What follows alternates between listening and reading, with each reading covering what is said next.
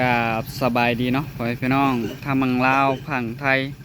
ทางต่างประเทศเนาะมื้อนี้ก็มาพบมาพอกับน้องธงเนาะพ่อแม่พี่น้องทางน้องธงก็เพิ่งแป้งรถมาได้มื้อวานนี่เนาะพ่อแม่พี่น้องเนาะพอดี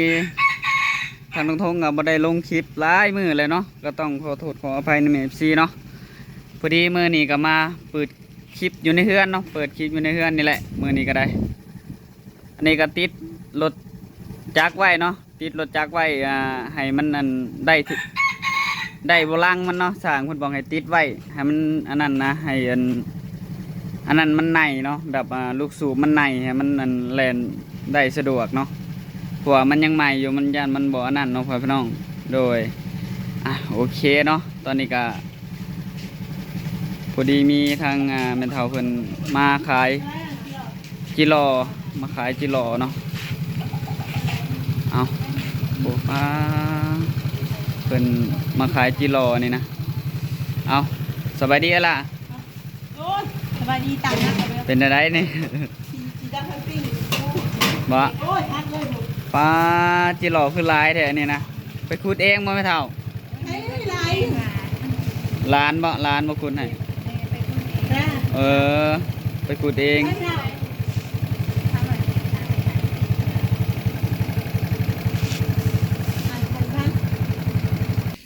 หมอดรถไว้ก่อนจะเงียบแน่พอดี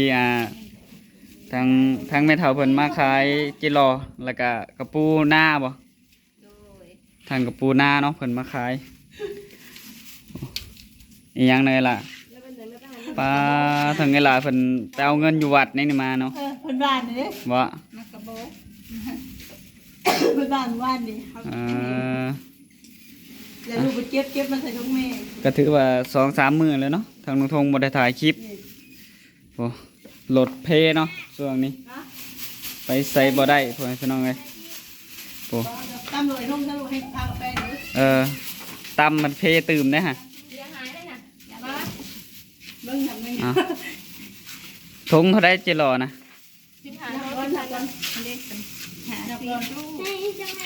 50จักโต50โตจักพันน่ะนะโอ้ยทงที่หาก็10,000ในละหลายก่อนบ่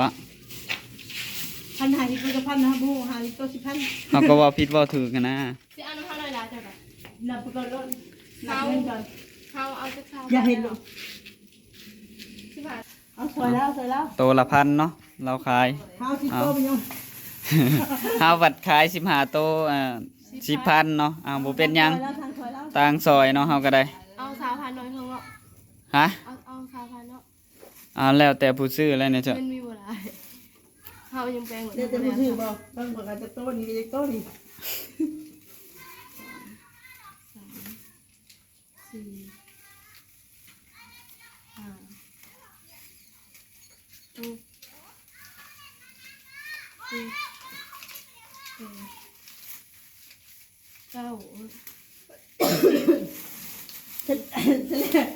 แต่ปูเขาขึ้นท้องหนึ่งนะบ่เขาเปลี่ยนมาที่รอแล้ว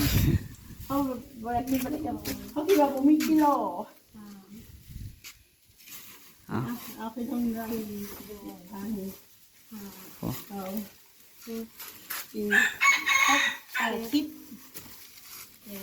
งไงลาเป็นชื่อจิรอต่อบาทนี่บริษัท3,000กิโลนับให้กันเรื่องของการจับเปลี่ยนกบกัดจะชื่อยังมันดองนี้บ่จะเอายังไงล่ะ3,000ยาสินับให้นับใช่สักลูกจะใช้ก็ได้เล่มยาให้เขาเปลี่ยนกัน1 2 3 4เดี๋ยวสิให้ทางไงล่ะพาไปซื้ออันนี้อีกนี่เครื่องจักรนี่เลยเนาะตอนนี้พากันขายจิรอกันอยู่นี่นับเอาจิรอ18เนี่ยจะทิ้งที่ทองโตวะ19ฮะที่ทองโต15บ่มีมือที่16นะเบิ่งนับไหมนับเลขที่ไหนมันเลขขาด15โอ้ตายเลยถูกเขานึกว่ายังนึกว่าดับที่ละ2 14 16เขาบ่ได้นับละ2เวลานับ 3อ่ะเอาแล้ว เดี๋ยวมันไต่แล้วฮะ 4 5 จะบอกหาค้างเลย 7 8 9 10 11 12 13 14 15 16 17 18 น่า 19 20 มีบริกรที่ อ่ะ ตาย เรียบร้อย ตัวแกมันดีกว่าที่เราต้นสิก่อนอ่ะ ก็ที่เรา โอเค นี่คือโต้กันนี่ฮะ แถมให้แล้วบ่ซ้ำนะ1,30เนาะ โอเคเนาะพ ต อ อน ดี 30แต่ว่าเฮาสิ ตอน30แล้วเนาะคิดว่าบ่มีเงินทอนซะดอก เอาเฮาสิซื้อตื่น10,000เอานับในเฮาวันนี้เป็นยังไง ลาวรัวเบิดกะหาที่พันก็ซื้อ4 ฟีตเลยก็เบิดเลยสิจับเขาอีกคือก่อนนะ เอาเขาอยู่ มันโฟกัสบ่เป็นน่ะได้อย่างนั้นก็ได้ยันกันได้เฮา มันกัดบ่กัด อ่ะพอดีทางแม่เฒ่าเพิ่นมาก็มาขายจิรอแล้วก็มาหาความอิหยังก็ช่วยเหลือบ่ พอพ้นไปเหลือ อ่า เป็นมหาศาลาเมื่อวานนี้ อืม ตอน เพิ่น ตอนแรก เพิ่นฮู้ว่าเวลาเราถ่ายคลิปแล้วมาหาเวลาเนาะ สลับไปไหว้พระขอพรเลยพอดีเราเห็นเราเลยอยากมาขอพรเสลืออยู่ในวัดค่ะเลยบัดนี้เลยเรามาหาหอนเพื่อนเพราะว่าเราเจ็บคอเลยเราอยากขอพรเสลือเรื่องอยากไปกวดแต่ว่าคอเรานะ บ่คอเป็นอีหยังอะนะ จะเป็นยังไงวะ บ่เป็นคอนี้ยังคอหยังวะเฮาก็บ่ฮู้เนาะ เขากับบุหูคือกันเพราะว่าเขาบ่อยากวินิจใช้ไปก่อนนั้นเราบ่เคยกวดจักเทื่อนะ แม่ก็บ่ได้ไปกดเบิ่งจักเทื่อจังมันเป็นหยัง บ่อยู่แถวใด อยู่เพิ่นสิม พูนชิมบ่ สบายดีเลยไหมเฒ่า สบายดีเด้อ เราเคยเขาบอกเนาะว่ามันบ่สิ้นไปไหนหั่นนะ แม่นเดี๋ยวก็สิ้นเนาะคันมีผู้ซอยมาเนาะ คือทั้งมื้อนั้นแล้วก็เขาคงช่วยเหลือจากศาลาเรื่องแบบว่าเรื่องหาหมอนี่แหละ อืม แต่ก็ยังบ่ทันมีผู้ใหญ่เพิ่นสดซอยเข้ามา โดย แต่แล้วก็เริ่มเจ็บแต่ว่ามันเจ็บคือสิเจ็บมีมาแต่ดนแหละแต่คนเฮาด้วยความทุกข์ยากเนาะ โดย เงินทำก็บ่มีก็คือที่เห็นนี่แหละเราก็ไปหาเราขายกระปูกระปูมาขายยำน้ำไม้ก็หาน้ำไม้มาขาย ย่ามหาหน่อไม้หาหน่อไม้นะคะเกือบพาสิถือยังบ่มีนี่ค่ะ โอ้เกือบสิถือก็ขาดบินแบบนี้เนาะเอา โทษนะแม่เนาะเฮาก็เริ่มทานได้กินกันนี่ว่าเวลาจะมาขายเที่ยงจะย่างมันบ่หรือว่ากันบ่เถอะ แม่ยังมาบางมื้อก็ขอมานะค่ะเจ้า แล้วคนโพนซิงพร้อมเนาะเว้ย คนพูนซิมเนาะแต่ว่า ขายเที่ยงอยู่ในหน้าวัดบรรทัดซะ มาขาย คือว่าเฮาไปแถวนั้นอยู่ คือว่าเคยไปอยู่เนาะแต่บ่เห็น แหละ จงใช้อยู่ในบ่อยู่ในเนี่ยจังหน่อยเนาะเฮาก็เที่ยวไปเที่ยวมาอยู่แถวนั้น เฮาเที่ยวไปเที่ยวมาก็จริงแต่ว่าเฮาบ่ค่อยสังเกตส่วนหลายค่ะ อืม เฮามีที่ เว้าอยู่เพิ่นสิมบ่เจ้าเที่ยวไป คนซิงก็ไปตะกี้อ่ะ ตะกี้นั่นก็ไปก็แถวนั้นก็แบบแม่ FC เพิ่นซอยมาทางนั้นก็หลายได้ทางนั้น ไปเฮ็ดเฮือนเฮ็ดทางให้เขาไปซอยเรียกเขานะ เฮือนแม่อยู่ส่งบึงคามพุ่นอยู่ใต้สุด อยู่ใต้ชุดพุ ๆ บึงถาม ที่เพื่อนมาโซอันนั้นถือดินนี่ เราขายดิน แล้วขายดินนี่ อืม เราโซวัดคนพ่นสิม เราโซเทีย จักมือก็สิไปหาอยู่เฮือน ได้เพื่อนกับเต้ เดี๋ยว ถ้ามีเวลาสมาสิไปเยี่ยมยามอยู่เฮือนอยู่ซ่านไปถ่ายทำ โดย ทางผู้ใหญ่ FC เพิ่นเบิ่ง โดน อันนี้ก็เฮาก็โปรโมทไปเนาะก็เฮาก็บ่ฮู้ดอกว่าแม่ FC เพิ่นสิซอยมาทางใด แม่น แต่ซอยมาทางใดก็ได้เนาะ บ่เดี๋ยวเฮาอยากให้เจ้าเข้าใจนำกันเนาะคือการถ่ายคลิปซอยเหลือนี่ก็คือ แล้วแต่ผู้ใหญ่เพิ่นสิเมตตาเด้อ โดน เฮาถ่ายลงไปเฮาก็แล้วแต่เพิ่นสิซอยเข้ามาถ้าเพิ่นบ่ซอยเฮาก็เฮ็ดหยังบ่ได้ แม่ เพราะว่าเฮาก็ทุกข์ยากลำบากคือกันแต่ว่าเฮาที่เฮาถ่ายทำลงไปก็อยากให้ทางผู้ใหญ่ใจบุญหรือว่า FC หลายๆท่านเพิ่นได้เบิ่งได้ชมว่าชีวิตการเป็นอยู่ของคนลาวเฮานี่เป็นจังไดแล้วก็ทางแม่เฒ่านี่ก็คือกันมาขอความช่วยเหลือจากเฮานี่ก็เฮาก็บ่ฮู้ว่าสิมีภายในซอยเข้ามา โดน แต่ก็ถ่ายลงไปเพื่อมีผู้ใหญ่เพิ่นเมตตาเพิ่นดูอยากเฮ็ดซอยเรื่องขายขายยาเจ้าหั่นน่ะ โอ้ยโดน โดยก็ให้ทางแม่เข้าใจนำกันแนวนี้เนาะ โดน ว่าเฮาถ่ายลงไปก็ บ่เคยกวดจักเทื่อติ บ่เคยกวดแม่บ่มีเงินไปกวดล่ะ อืม ถ้ากดก็แพงเติมแล้ว แม่บ่ มีว่าเส้นไปแล้วผักคายนี่ก็พอได้กินเด้ แม่บ่เคยไปห้องหมอแม่บ่มีเงิน คือมื้อนี้ทั้งแม่มากก็มาขอความช่วยเหลือจากน้ำเฮานี่เลยเนาะ มาตั้งแต่เบิ่ง4 โมง อ๋อ มาตั้งแต่4 โมง มายังบ่แจ้งมานั่ง โอ้ยมาตั้งแต่4 โมงก่อนไม่ต้อง มานั่งทานตั้งแต่4 ฉ โมง ลายมื้อตื่นจน4 โมงนะ 4 โมงเช้า เอ้ยอยู่เด้แต่ว่าจักเสียแรกซอยอยู่เลยคือดีแล้วครอบครัวเฮาก็ เฮาก็ซอยยังบ่ได้คือกันเนาะ ได้แต่ซอยให้กำลังใจแล้วก็ถ่ายทำลงไปผู้ใหญ่เพิ่นเบิ่งถ้าก็หวังว่ามีผู้ใหญ่เพิ่นเมตตาสงสารเจ้าก็ได้ไปหาหมอเนาะ ถ้าแม่ FC เพิ่นให้ไปฮอดเฮือนเฮาก็ไปแล้วถ้าว่าเพิ่นบ่ ส่งข่าวอิหยังมาเลยก็ถือว่า มื้อนี้ก็เฮาเนาะน้องทงเฮาบ่ได้ซอยหยังไรเฮาก็มีแต่อุดหนุนซอยเพิ่น แม่นซื้อ ทำเฮือแห้ง จิโรซื้อหยังนี่แหละ ชุดแต่อยากซอยเต็มที่แหละไม่เท่าเอ้ย แม่ เพราะว่าแม่เขาก็เจ็บโซ่เขาก็นึกถึงคือกันนั่นแหละเพราะว่าคนเฮาเฒ่าแก่มาเนาะรู้รายจะทุกอย่างลำบากอะนะหาคนสิเบิ่งสิแย่งก็บ่มีอะนะแต่ว่าเขาก็ซอยยังไงบ่ได้เขาก็ได้แต่อุดหนุนแบบนี้แหละอยากซอยเป็นเงินเป็นคำเขาก็ยังบ่ทันรวยเขาอยากเป็นอยู่คนรวยสิจะไปซอยคนจน เฮาก็เห็นเราขายเครื่องหล่อไปหล่อมาอยู่แต่ว่าเฮาบัดช่องบ่ใหญ่ปานใดแต่เฮาก็ยัน แม่ แบบ แต่บางทีเขาถ่ายทำลงไปแหละบ่มีไผซอยเลยเขายันเขาเว้าเฮาหั่นนะ แม่น เพราะว่าจังหวะแบบทางยันแม่เขาใจพี่ว่าถ่ายทำลงไปแล้วคือบ่เห็นมีไผมาซอยนะแต่เขาก็อยากให้เขาใจนำกันว่าเฮาถ่ายลงไปถ้าว่ามีคนซอยเขาก็ได้ดำเนินตามเพิ่นเขาไปซอยเจ้าถ้าว่ามีเมียเพิ่นฝากเงินมาค่ะแต่ถ้าว่าบ่มีเขาก็บ่สามารถสิซอยหยังได้ โดน เขาก็บอกต้องอธิบายให้ทางเพิ่นเข้าใจนำนะพ่อพี่น้องเลยเอาจังได้ก็ให้ทางน้องเพิ่นถามสัมภาษณ์ต่อเป็นคำสัมภาษณ์เท่าไหร่เลย เอ้ยล่ะก็ไปป้าแล้วบาดนี้เอ้า ให้เจ้าสัมภาษณ์แล้วแล้วมีแต่เสียงก่อนไปนี่ไปยังมันดังอีกไหม เอามื้อหน้าเดี๋ยวสิไปเยี่ยมมันเทือนพุ่นแหล้วคันว่ามีแม่ FC เพิ่นให้ไปเบิ่งเนาะ จะได้ก็ว่า บางเทื่อเพิ่นยังบ่เห็นบ่เห็นเฮือนบ่เห็นหยังยันเพิ่นบ่เชื่อปานใดต้อง ต้องไปหอนเฮือนซาน ต้องไปฮอดเฮือนฮอดซานให้เห็นเฮือนเห็นซานเพิ่นอาจจะเชื่อเนาะสำหรับเพิ่นว่าตัวจังซั่นจังซี่ก็เฮาก็ เขาก็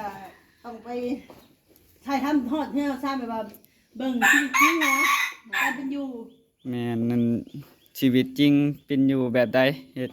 เฮือนหลังใหญ่หลังน้อยซั่นใดเนาะ อย่าไปแบบว่าในชีวิตจริงยิ่งกว่าละครว่าเลย อันนี้ก็ซื้อจิรอซอยเนาะจิรอโตละพัน แม่น่ะ อ้าว ถ้าไหนเฮียทางใกล้แล้วมันลง ขุด แล้ว ขุด มันลูก ขุดคนเดียวบ่ จิรอนะ โด ขุด ย คนเดียวบ่ ขุดคนเดียว แม่เฒ่าไปขุดเองเนาะ ไปขุดเอง กับกระปูพร้อมบ่กระปูนา แม่ อืมไอ้บัดบ่อยากบันไดกระปูอยากกินแต่อันนี้แหละจิรอนี่แหละ คือว่าทางซาไปคุดอยู่ ก็ไปขุดอยู่แต่ว่าก็อยากตลอดแต่มัน ปีหนึ่งมีเทื่อหนึง ในห้องใต้ดินวะ นักห้องใต้ดินเด้ แถวนี้มันก็บ่อยากมีแล้วเนาะจิรอก็ได้ เอาจะได้ก็ให้ใจไม่ทำไม่ทำเลย ก็สู้ๆเนาะก็อันนี้ก็คือเครื่องซื้อของซอยเนาะบ่แม่นซื้อ จะได้ก็ค่ะพ่อแม่พี่น้องเอฟซีท่านช่องเจ้าพิจารณาเนี่ย อ่ะ เป็นแล้ว อันนี้ก็ให้แม่ FC อันนั้นเนาะก็เบิ่งพิจารณาเบิ่งเนาะว่าเป็นจังไดเนาะทางลงทุนก็เว้าบ่เป็นเนี่ยก็ต้องขอโทษขออภัยเนาะพ่อแม่พี่น้องเอ้ย คนเมาเมาหกมาป่าเมาเว้น ถ้าว่าแม่ FC อยากถอยทางใดก็ซอยได้เนาะทางลงทุนก็ถ่ายทำให้แม่ FC ได้รับชมเพิ่นก็ซอยเหลือมาทางเอ้ยหล่าเนาะขอความซอยเหลือมาทางลงทุนก็เฮ็ดหยังบ่ได้เนาะก็อันนี้ก็รถเพนี่ก็ยังหากับ ได้แปลงนี่ ตอนนี้ก็ทั้งเอ้ยล่ะกำลังสิเอาได้ลงสร้างเนาะโอเคเนาะก็ประมาณนี้เนาะพ่อพี่น้องเอ้ยก็ทางตรงๆก็บ่มีแนวเว้าแหละก็ได้ส่ำนี้เนาะเพิ่นก็ขอความช่วยเหลือเพิ่นเจ็บคออยากได้เงิน ยังไปซื้อหุดซื้อยาไป กวด กวดอีหยังนี่แหละเนาะพ่อพี่น้องเอ้ย ไปกวดเบิ่งคอ ไปกวดเบิ่งคอเพราะว่าบ่ได้เคยกวดจักเทื่อเนาะ โดย เออ ได้ก็ฝากไปเด้อพ่อพี่น้องทั้งสองน้องเนาะ FC สองน้องเป็นกำลังใจทางให้แม่เฒ่าเพิ่นแน่ถ้ามีเพียงอยากสดซอยเข้ามาก็ทางช่องทางได้ก็ได้ อันนี้ก็ส่องบ่ค่อยใหญ่ปานใดเนาะก็ เดี๋ยวก็เฮาก็ เฮาก็อยากซอยเพิ่นแต่ว่าเฮาก็บ่มีหยังซอยนี่แหละ ซอยไทยทำให้พี่ แม่นก็ซอยแบบให้แม่ FC เพิ่นพิจารณาเบิ่งว่าเป็นจังได เป็นจังไดเนาะก็เฮ็ดได้ตัวจริงนี่ก็ครอบครัวแล้วก็ทุกอย่างลำบากแหละก็เห็นตอนที่ว่าเฮาไปอันนั้นนะน้องพ่อเขาไปซอยทะโมหั่นเลย อืม เราก็เห็นทันที่แม่เขาบอกโรลี่บอกว่าเซนทายอยู่นะ อันนี้ก็เห็นเราเรื่อยๆอยู่เด้เราขายอัน กระปู กระปูหอยอิหยังหลายอย่างนะเพิ่นเราไปขายเนาะ โดย ไปขายแบบหอยอิหยังก็เห็นอยู่อันนั้นเฮาเพิ่นส่องบ่ใหญ่ปานใดก็ แม่ทางกับบอกล้าทายนะ แม่น ทายนะมันนะ อยากกินหอย อันนี้คือเรามาของคนเฉลี่ยทั้งเราก็ทายทำลงไป เว้าปรับเลยอยากกินหอยรถทางนี้ก็ได้ ไปกินหอยโอ้นี่แหละเราขายหอยได้จ้ะอยู่ในประเทศไทย อาหารใส่ได้ล่ะ เมื่อนาเจ้าก็เอาไป แต่งงอยู่แล้ว เอาไปนั่นแม่อยู่บันท่าเด้อยู่บนเขาจะเอาขายหมกเบง ถ้ามีบุญก็คือสิอันได้พ่อกันอีกเนาะ ได้พ่อกันอยู่เฮือนพุ่นแหละถ้ามีบุญมีแม่ซีมันซอยมา เพิ่นบ่ชอยกันทัดสมมุติว่าอันนี้ก็เฮาสิไปอัปเดตในเฮือนชั้นให้เบิ่งก่อนก็ได้นะ โอ้ ถ้ามีโอ ขน กาส ม มีเวลานะ ขนมว่าแม่ซีมันให้ไปเบิ่งไปหยังก็สิไปหั่นนะอ่ะเดี๋ยวสิไปเบิ่งทางไงล่ะเพิ่นแปลงได้บาทนี้ก็ได้สำนี้แล้วเนาะก็สัมภาษณ์บ่ค่อยเป็น แม่นได้สนิทกันจะได้กันสู้ๆเด้อยายเด้อ โอ้ยแม่แต่คนว่าบ่เป็นเนาะแม่ก็ สิเมื่อเราบ่รู้ว่าจังไดบัดนี้ ฮะ สิเมื่อเราบ่บัดนี้สิเลาะขายเครื่องต่อบ่ แม่กับเมื่อบันท่าแต่แรก อ่า ยางไป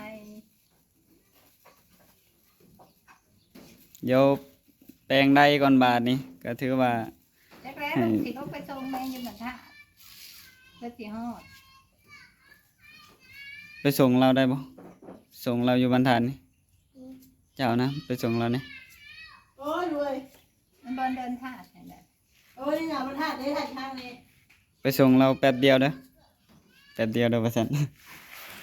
โอเคเนาะก็ถือว่าอันนั้นแหละสิ ขอบใจเด้อหาเด้อ สบายดีเด้อ โอ้ยสวัสดี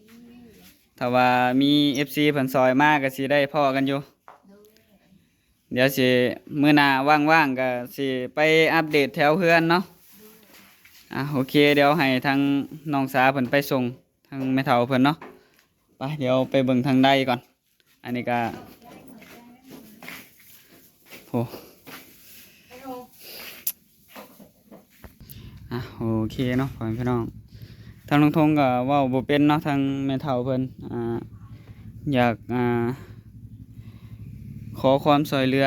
นำเวลาเนาะทางเวลาเพิ่นก็เฮ็ดหยังบ่ได้พอดีเราก็มาหาเวลามาตั้งแต่4 โมงมานั่งท่าแถวนี้ว่าซั่นเพิ่นขอความช่วยเหลือเนาะทางลุงทงก็บ่จักแนวว่าคือกันทางนี้ก็ รถเพก็หาก็ได้แปลงก็บ่ได้ถ่ายคลิปหลายมื้อแล้วเนาะพ่อพี่น้องถวายแม่ FC ดูต้นทงชานเพิ่นก็ซอยเพิ่นมาก็ซอยทางเอ้ยหลาหรือว่าซอยมาทางน้องทงก็ได้เนาะเป็นสะพานบุญให้ไปซอยเพิ่นเนาะพ่อพี่น้องทางน้องทงก็เว้าบ่เป็นก็ต้องขอโทษขออภัยเนาะพ่อพี่น้องเนาะพอดีตอนนี้ก็เวลาสิแป้งได้พ่อพี่น้องเอ้ยตื่นเช้ามาก็เห็นทางแม่เฒ่าเพิ่นย่างเลาะไปเลาะมาแถวทางนี้เนาะย่างเลาะไปเลาะมาคิดว่ามาหาไผเนาะแท้ๆมาหาทางเวลาเพิ่นพ่อพี่น้องเอ้ยพอดีเพิ่นก็เห็นน้องทงก็เลยย่างเขามาถามว่าทางเวลาอยู่เฮือนบ่เพิ่นว่าทางน้องทงก็ว่าอยู่เฮือนเนาะพอดีมาเวลาว่าเพิ่นมา ขอความช่วยเหลือพ่อแม่พี่น้องเอ้ยแต่ทางน้องทงก็ซอยยังบ่ได้เนาะพ่อแม่พี่น้องเนาะก็ฝากให้แม่ FC พิจารณาเบิ่งเนาะพ่อแม่พี่น้องเพราะว่าแม่ FC ให้ทางน้องทงไปเบิ่งเฮือนเพิ่นทางน้องทงก็สิไปเนาะพ่อแม่พี่น้องเนาะโอ้ทางเวลาไปเอาหยังเด้ดนแท้เนาะอ่ะโอเคพ่อแม่พี่น้องเอ้ยทางน้องทงก็คือสิได้